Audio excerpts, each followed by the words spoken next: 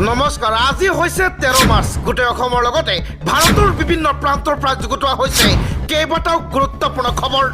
মুখ্যমন্ত্ৰী হিমন্ত বিশ্ব শৰ্মাৰ 9টাকৈ super guarantee হয়। নিৰ্বাচনৰ পূৰ্বে মুখ্যমন্ত্ৰী হিমন্ত বিশ্ব শৰ্মাই ৰাজ্যবাসীক 9টাকৈ ছুপাৰ গেৰাণ্টি দিয়ে। এই গেৰাণ্টিসমূহ কি সবিশেষ জনাম। লগতে ইৰাণে যুদ্ধ বন্ধ কৰিব, কিন্তু বান্ধি দিছে 3টাকৈ চৰ্ত। এই 3টা চৰ্ত মানিলেই ইৰাণে যিকোনো মুহূৰ্তত যুদ্ধ বন্ধ ঘোষণা কৰিব, অন্যথা এই যুদ্ধ চলি থাকিব। এই 3টা চৰ্ত কি সেইবিলাকো আপোনালোকৰ আগত উপস্থাপন কৰিম। ইয়াৰ মাজতে মুছলমানসকলৰ আহি পৰিছে বেয়া খবৰ। মছজিদত আক্ৰমণ কৰি ইতিমধ্যে মুছলমান মানুহক হত্যা কৰা হৈছে। সবিশেষ জনাইছোঁ, ভিডিঅ'টি অলপ স্কিপ নকৰিব। চেনেলটোত যদি আপুনি প্ৰথমবাৰ আহিছে, আমাৰ এই চেনেলটো ছাবস্ক্ৰাইব কৰিব। এনেবোৰ ভিডিঅ' সদায় পাই থাকিব হ'লে আজিৰ এই ভিডিঅ'টিত এটা লাইক নিশ্চয় কৰিব।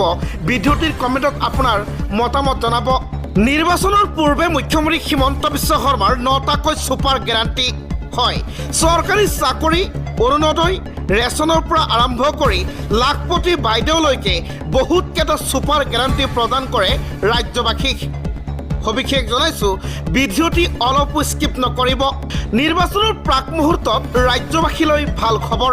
মুখ্যমন্ত্ৰী হিমন্ত বিশ্ব শৰ্মাৰ 9টাকৈ ছুপাৰ গেৰাণ্টি, অৰুণোদয়, ৰেচন, লাখপতি বাইদেউ, চৰকাৰী চাকৰিলৈকে মুঠ 9টাকৈ ছুপাৰ গেৰাণ্টি মুখ্যমন্ত্ৰী হিমন্ত বিশ্ব শৰ্মাৰ এই ডাঙৰ ঘোষণা। বিজেপিয়ে পুনৰ চৰকাৰ গঠন কৰিলে হ'ব উন্নয়নৰ বৰষুণ। অহা 5 বছৰত 2 লাখ যুৱক যুৱতীক চৰকাৰী চাকৰি দিয়া হ'ব। অহা 5 বছৰত 5 লাখ বিঘা মাটিত উচ্ছেদ চলোৱা হ'ব। 10 লাখ যুৱক যুৱতীয়ে পাব 2 লাখকৈ টকা। 10 লাখ উদ্যোগীক দিয়া হ'ব 2 লাখকৈ টকা। আত্মনিৰ্ভৰ অসম আঁচনিৰ অধীনত এই ধন দিয়া হ'ব উদ্যোগীক।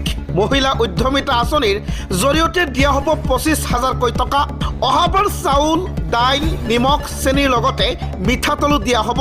অহাবাৰ আধা কেজি চাহপাতো বিনামূলীয়াকৈ দিয়া হ'ব বুলি মুখ্যমন্ত্ৰী হিমন্ত বিশ্ব শৰ্মাৰ প্ৰতিশ্ৰুতি। বছৰি বৃদ্ধি হ'ব অৰুণোদয়ৰ ধন। অহাবাৰ অৰুণোদয় আঁচনিত নতুনকৈ অন্তৰ্ভুক্ত হ'ব মহিলা। নিৰ্বাচনৰ প্ৰাক মুহূৰ্তত ৰাজ্যবাসীলৈ ডাঙৰ খবৰ। মুঠ এই 9টাকৈ গুৰুত্বপূৰ্ণ প্ৰতিশ্ৰুতি দিলে ৰাজ্য চৰকাৰে। ৰাজ্যবাসীক দিব লৈছোঁ আন্তৰ্জাতিক আন এক ডাঙৰ খবৰ।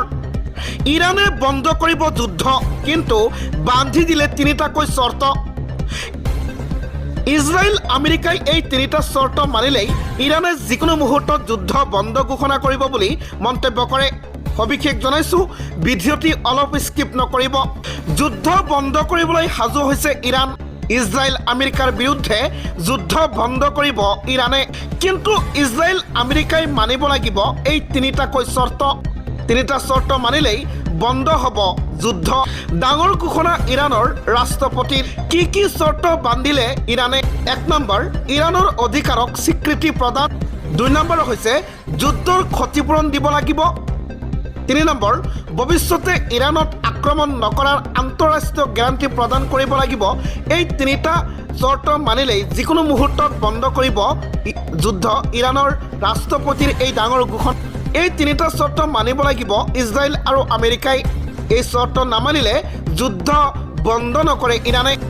ইৰাণ আৰু ইজৰাইল যুদ্ধত বিশ্বৰ অৰ্থনীতিত প্ৰভাৱ ব্যাপক ৰূপত বৃদ্ধি পাইছে। তেল, গেছৰ মূল্য। যুদ্ধ বন্ধ কৰিবলৈ সাজু হৈছে ইৰাণ, কিন্তু বান্ধি দিয়া হৈছে এই 3টা চৰ্ত। এই 3টা চৰ্ত মানিলেই যিকোনো মুহূৰ্তত বন্ধ হ'ব যুদ্ধ। যদি নামানে, যুদ্ধ বন্ধ নকৰে কোনো পৰ্যায়ে ইৰাণে।